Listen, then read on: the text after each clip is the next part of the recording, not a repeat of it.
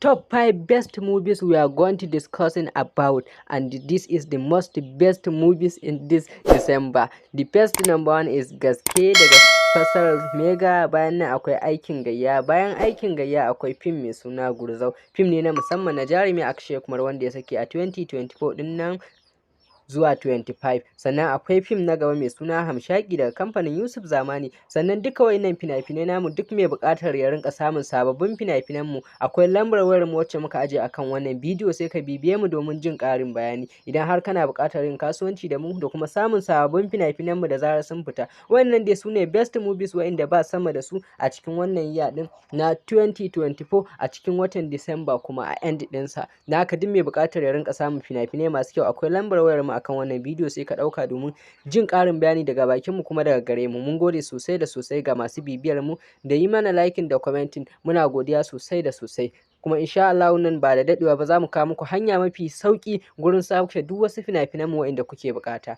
Mun gode sosai da sosai.